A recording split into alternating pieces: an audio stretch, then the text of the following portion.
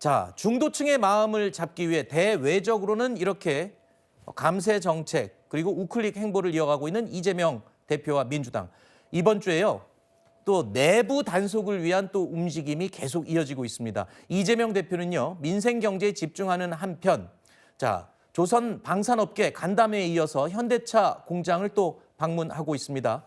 오늘 오후에는 양대 노총을 만날 계획인데 그 전에 박용진 전 의원과 오찬을 함께 합니다. 최근에 비명계 의원들 또는 인사들을 만나는 행보가 계속 이어지고 있죠. 그러니까 당내의 다른 목소리 또는 비명계의 불만을 좀 잠재우기 위한 행보도 적극 이어가고 있습니다. 지난해 총선 공천 탈락 사태 이후에 이번에 박용진 전 의원을 만나는 건 처음입니다. 민주당이 더 크고 더 넓은 길을 가야 될 것 같아요.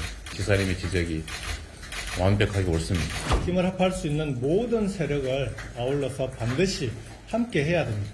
하고 싶은 이야기가 있다고 하시더라고요. 제가 민주당이 좀 달라져야 된다 이렇게 말씀드린 바가 많고 그런 측면에서 혹시 이재명 대표가 하는 이야기가 있으면 그 이야기에 보태거나 혹은 제 생각을 더하거나 이렇게 하지 않을까 싶고요.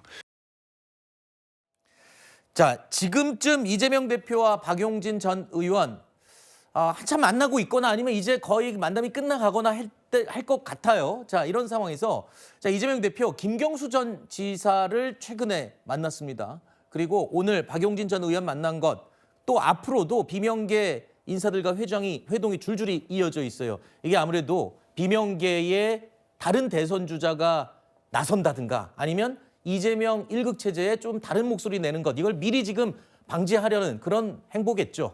근데 방지하려고 한다면은 역효과가 나겠죠. 네. 만나가지고 어느 정도 입막음했다 이런 건데 그렇게는 하지는 않을 거라고 봅니다. 그러니까 오히려 이제 목소리를 듣기 위해서 그동안의 비주류 목소리가 많이 억눌려 있었다라는 당 안팎의 지적들 이런 것들을 감안해서 만나는 것이라고 봐야 될 것 같고 그리고 만나는 분들도 이번에 만났다고 해서 길들여져가지고 말을 못하게 되거나 이러지는 또 않을 것이라고 봅니다. 앞으로도 여러 가지 논쟁들을 원활하게 해야 되는 거고 사실 거대 정당 정도면 스펙트럼이 좀 넓기 때문에 당내 논쟁이라는 거는 오히려 장려해야 될 일이거든요. 생산적인 방향으로 갈 수 있다면 그렇게 갈 수 있도록 해야 되는 거고 이재명 대표가 유의해야 될 거는 그냥 만나는 것으로 성과가 생기지는 않습니다. 네. 구조적으로 당을 쇄신을 하고 또 바꿔나가야 되는 과제가 남아있는 것인데 이렇게 만나서 다독이는 것의 수준을 넘어서야 유력 대선 주자로서 그렇게 값어치에 상응하는 행보를 하는 것이다라고 하는 거고 과거 김대중 전 대통령이 제왕적인 총재라고 불리던 시절에도 민주당에서 내부의 지분 30~40%는 비주류에게 주면서 당을 운영을 하고 그러면서 소장파, 개혁파도 자연스럽게 육성이 됐었던 거거든요.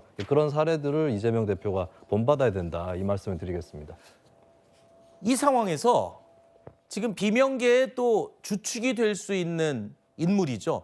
이낙연 전 총리가요. 최근에 대선 출마를 시사하는 듯한 발언을 했습니다.